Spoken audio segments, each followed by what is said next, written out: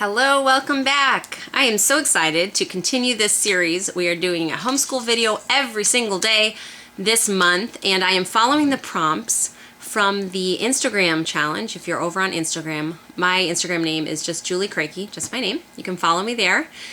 And there is another Instagram account called Intentional Homeschooling, and she's doing a photo prompt where people could share pictures based on a different topic each day, Monday through Friday for this month. And I thought, I'm taking it a step further. I'm going to make a video on every one of these topics, and it has been wonderful. I've really been enjoying sharing what we do here at our house, and especially interacting with you in the comments. You have blessed me so much with the dialogue that I get down there, and thank you for following along.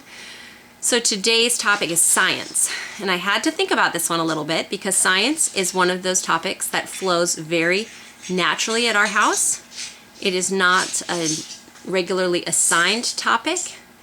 My children, which I believe most children are, all children if they haven't been stifled, are naturally curious, and so it makes science very easy. And in our home, where we like to follow a more delight-directed approach, science is just like breathing in oxygen. It just happens without much prompting from me at all. So I really had to think about what I would share with you today. And this morning, we were just doing read-alouds, and the kids were doing some art. We have these brand new markers from Arteza, and they are hooked. They have literally spent hours yesterday and today coloring with these markers. If I think of it, I will put them in the description box below so you can check them out. They are amazing. But anyway, we were doing a bunch of read-alouds, and one of our little read-aloud books is one of the books that I consider science. Now, my kids would never say that we were doing science when we did this, because that's how organically science happens in our house. So this is the book we were reading through this morning, and I have many books like this that I just pick up every once in a while and read, and then it sparks discussion among us. So this day we were reading about insects, and more specifically the relationship between insects and plants, and how certain insects and plants were made for each other and what can result of that. And it got us into a discussion about the cotton plants and all that comes from it that benefits us, all because of this very unique relationship that God made between the specific insects that pollinate this cotton. And to me, that's science. We had science class while my kids were doing art on the couch this morning and never realizing it. So I'm just going to go through a few of our favorite resources today. Now, my oldest child is 13. She'll turn 14 this fall in October. And so, you know, that's kind of like the cap of where we're at right now. And a lot of people ask me, I've gotten this question actually several times this week, as we move into the high school years, what will I do differently with things like science? And honestly, I still want to follow a delight-directed learning method even as we move into the high school years. And that is because I want learning to be something that my children love and embrace for their whole life. I do not want to stifle that. So I believe that our learning, our high school years can be more defined. We can be more structured and intentional about those topics that they choose to learn about. But I don't want to stifle that love for learning. It's just not worth it for me.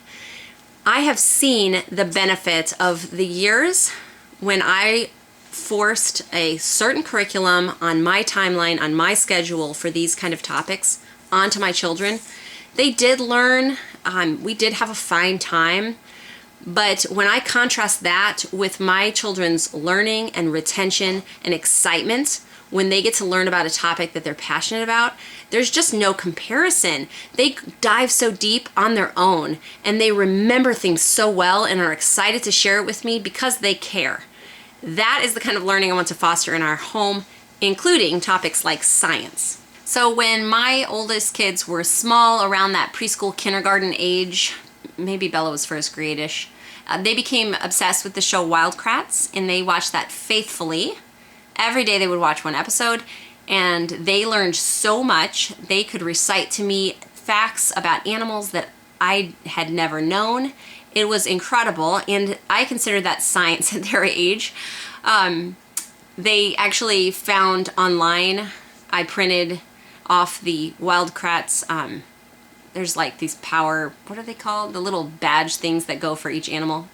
There was a free printable online, and I printed those out, and they colored them and cut them out and made their own game, which was amazing. That you would pick one of these power discs, that's what they were. You'd pick a power disc, and if you were a bumblebee and the person next to you was a panther and the person next to you was a bear, you know, whatever, you'd pick these power discs, and they would know from watching this show what powers that animal had. What were the things that God had put in that animal that helped it survive and thrive? And so they would play this game that was sort of like tag, where they would be able to use certain powers against the other animal to survive. So, and I don't really know exactly what the rules are because I've never played, but this was all on their own, that they developed this whole thing and really enjoyed it. So that was kind of my first indication that science could be fun. Now, we don't watch TV shows for our science anymore.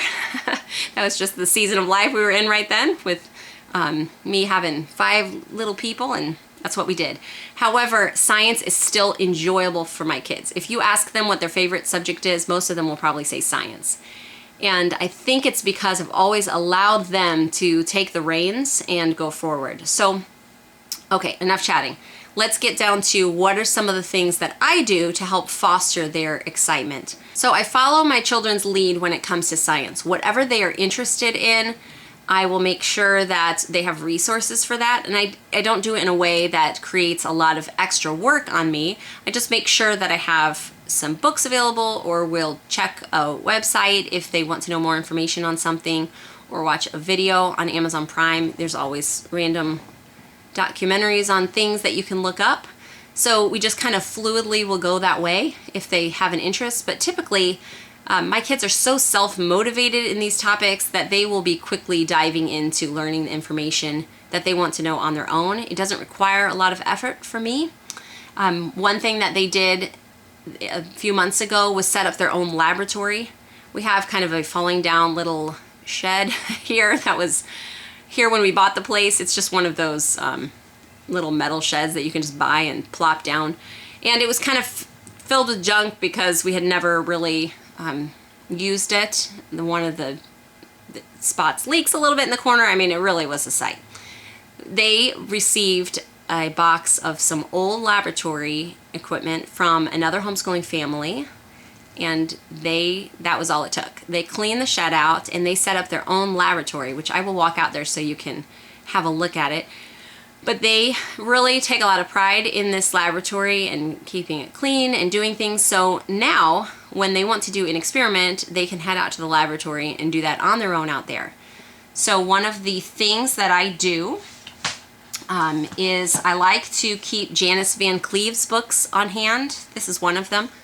This is one that's a little different. This is just what I grabbed off the shelf. This one specifically talks about a scientist that I can read out loud to them, and then there's an experiment relating to that scientist that they can follow. She has other ones that are literally just experiments. That's just the one I grabbed. So what I did to help myself is I went through those experiment books in particular, and I picked out some experiments that I thought looked fun that I could easily get supplies for, and I photocopied that. So for example, here's one about the fossil dig, and it talks about what to do, what you learn. It's just very quick and simple.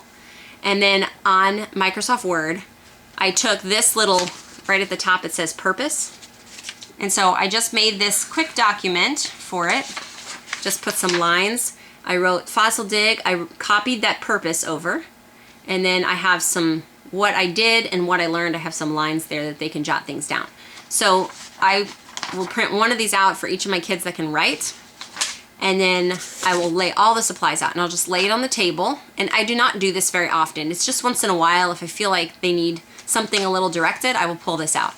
And I will set all the supplies out, and I will let them on their own that day do it, and then write just a few sentences on what they did and what they learned.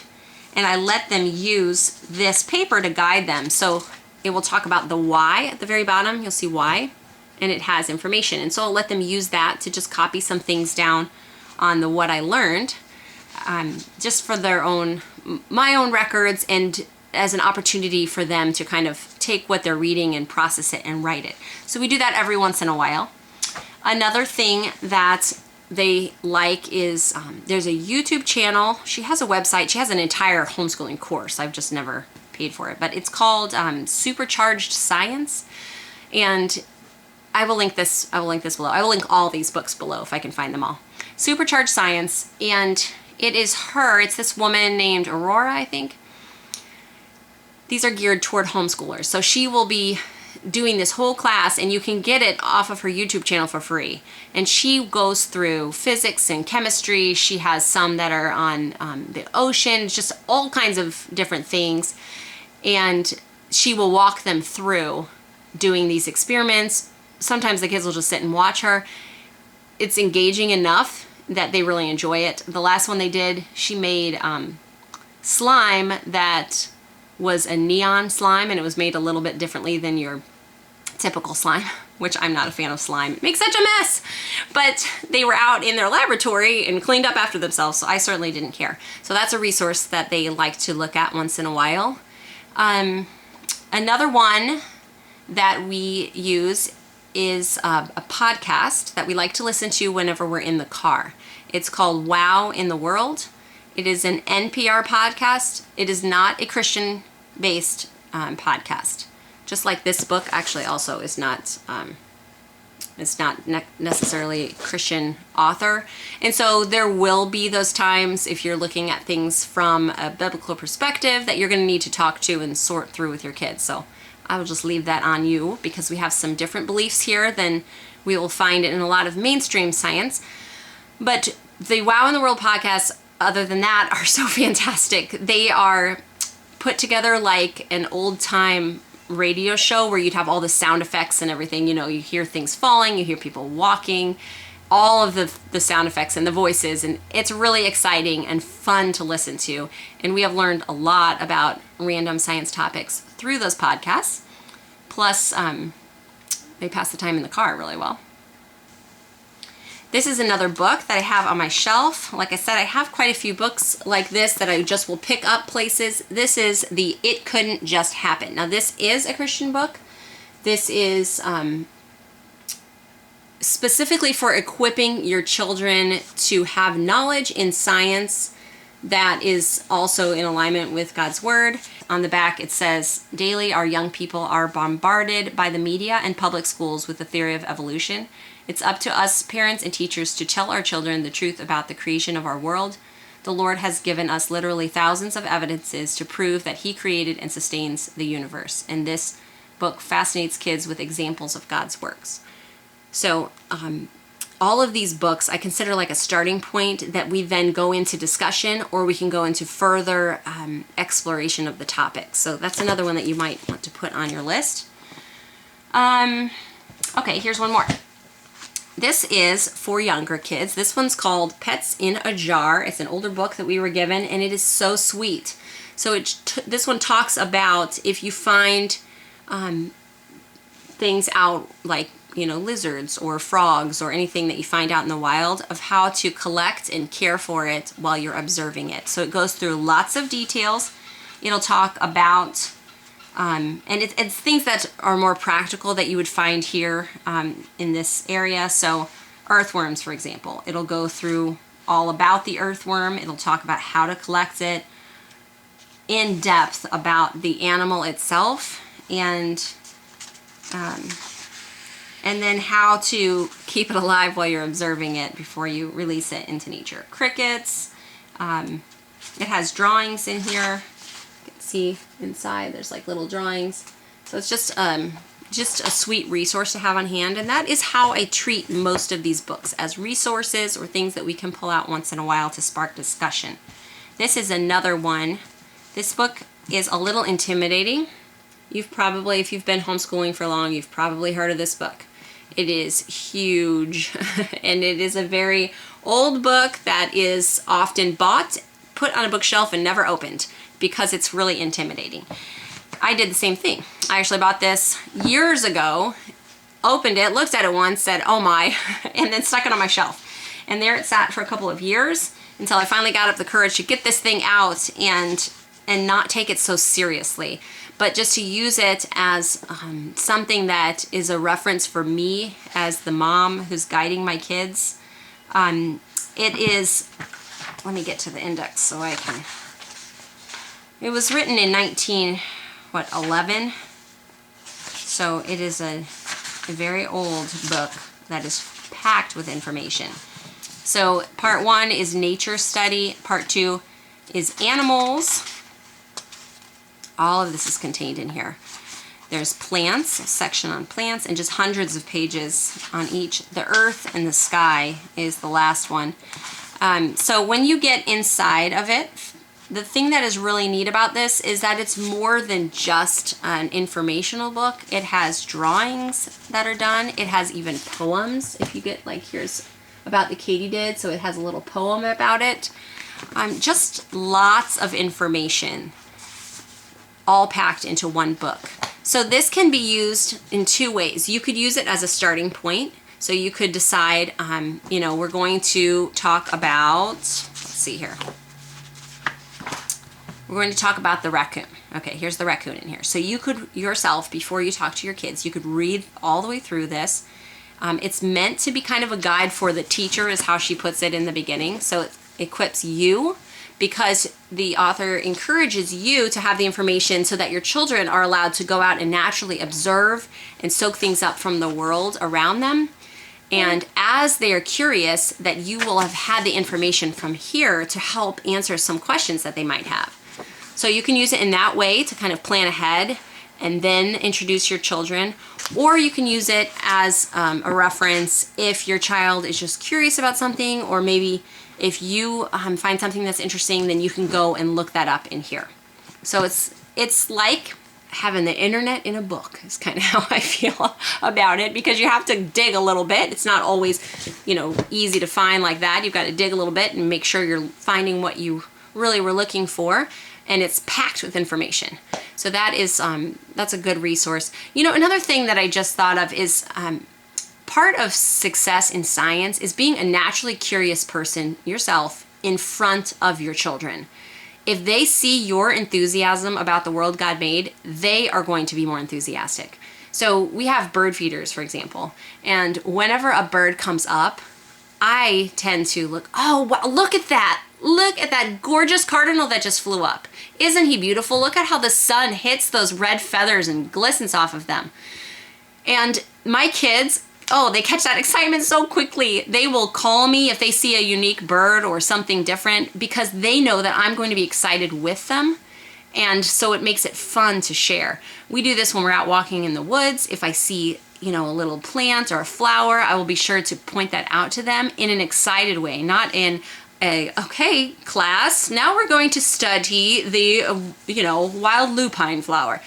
But with an enthusiasm about God's world that he made that is so incredible and that we want to explore together.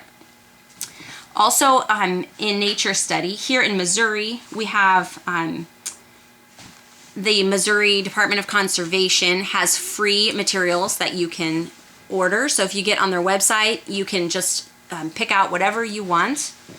And come here, you want to join us? You want to join us? I'm kind of sleepy. Her second tooth came in yesterday, if you're following the tooth saga. I knew it was close. I told you guys it was close. And sure enough, last night I felt it and it had popped through. So the Missouri Department of Conservation has free learning materials. And if you look on the internet for your particular state or area, you may find the same. I was really surprised when I discovered this.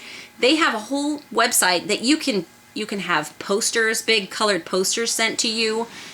These are the books that I get from them, Nature Unleashed, and they have multiple grade levels and ages.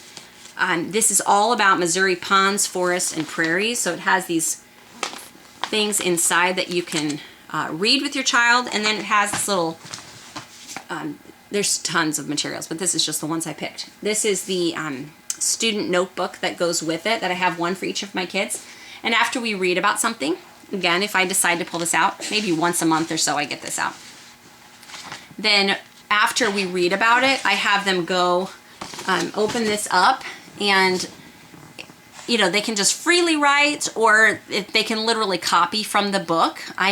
You know, it's back to the blessings of copywork. I'm fine either way. Some of my kids just like to write from their own thought about it, and some like to go in and copy. Just to write some things that they learned that day or that they thought were interesting. And then at the bottom, I just have them do some drawings. So this is 2 different days that we did.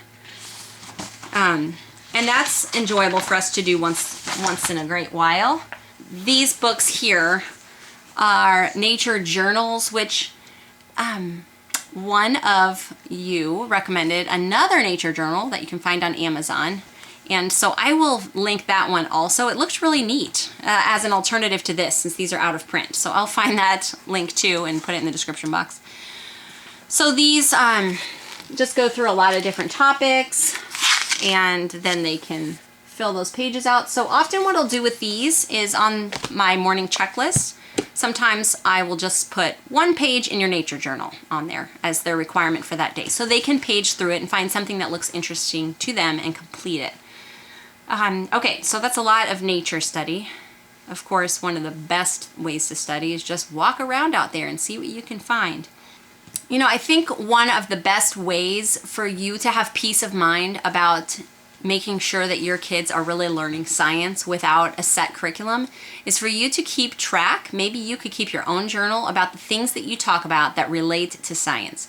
So anything about the world, about astronomy. We will often, you know, talk about, like if we're out at night and we're looking up, we'll talk about different things. We'll maybe read a book that then triggers something in their mind that reminds them about the stars or something, and it's discussion there. So much of it is just discussion about the human body.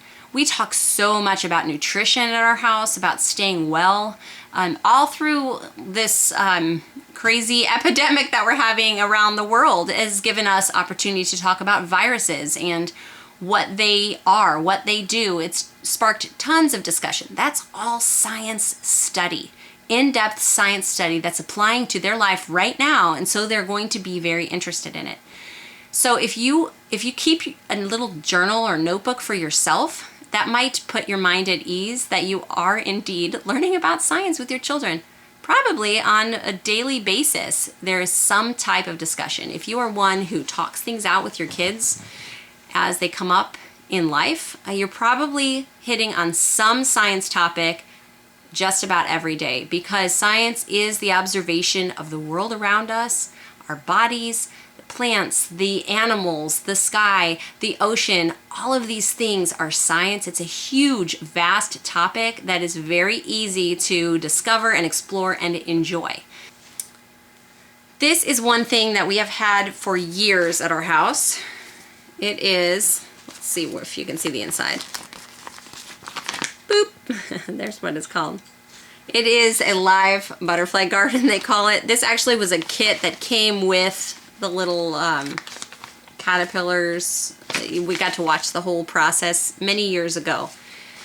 It was from Amazon, I believe, and I will find that for you. But aside from that cool experiment, which was awesome, we got to literally watch the butterflies coming out. It was amazing. But we have had this since then, a very many years. We've had this thing, and it's still holding in there. Has one tiny hole, but so far it hasn't affected anything. And my kids use this a lot. I keep it folded up like this because it just, whoops, it can fold like this, and then it has Velcro that goes around it. And I keep it by our back door so that it is always ready to grab, because if they see something exciting outside that they want to observe, they can run and grab this, put it in and zip it up, and we can watch it for a while. It has been an invaluable tool. I also keep binoculars on our windowsills. I keep little books about insects and birds and plants, little reference books that they can look in. I have one about the sky just random books that I've picked up here and there. Of course, you could get all of those on Amazon. I don't have any specifics that one was better than another. I've just picked up random things over the years, and so I keep all of that in a basket on our windowsill also, because I want to make sure these things are easily accessible to my kids so that they will tend to grab them and use them, and they do. I also make sure that I keep stocked with things like vinegar or salt, baking soda, food coloring, What else? Any random things that they need. I have a scale that they can weigh things with. Just all of these things that you might need or might help you to observe the world around you. I keep all of those on hand so that they're ready when we need them. Of course, ever since they made this little laboratory, it's all moved out there, which is nice. But even before then, that did not stop me. You can have just a big Rubbermaid tub filled with all of your science equipment, which is everything from like aluminum pie trays to scales to magnifying glasses, you know, anything that they might use. If they know where it is all in one place, they're going to be more apt to pick it up and take advantage of it. So that's how we've always done it at our house since our kids were little bitty, and it has really served us well because we have children who enjoy observing the world around them. They really like it. Let me take you out now to the laboratory, and I will find a kid or two to show you how they set that up inside. All right, this is our little shed laboratory that the kids set up, and it is pretty amazing. Leo graciously offered to give me a tour here. What do you have going on, Leo? So up here we have all our different things, like we have food dye or food coloring. We have colored sand. We have aluminum, potassium sulfite, salt. This is dye, regular blue dye. We've got washing soda and baking soda. Washing soda is good for growing crystals. Got a big container of salt. Got a lot of drawers here, and then we got our trash can here. We've got a bunch of glass test tubes here. We have a lot of those, and we have plastic containers there. This looks like the result of an experiment. Bella did that. And then over here we have stuff like this tray for doing messy experiments on. We've got a microscope that we got from Goodwill. It's actually a really nice one, but it was really cheap from Goodwill a long time ago. We just have other kinds of things. I guess Bella collected these bugs. Oh, wow. Yeah. I found that clock in a camper Grandpa Mike bought. Pretty nice. Nice. My favorite part about this laboratory is that you have a space to do experiments that's not in the house. When it was really cold, we had a heater out here heating it. And but in the summertime, it gets really hot in here. And we're probably going to have to put a fan in it. So. That's right. You got to choose your optimal times. Yeah. You can also see the table has suffered from experiments. It has suffered. That's okay. That's what laboratories are good for. So, yeah. Thank you for the tour. All right. We will see you guys tomorrow. Have a great day. Bye-bye.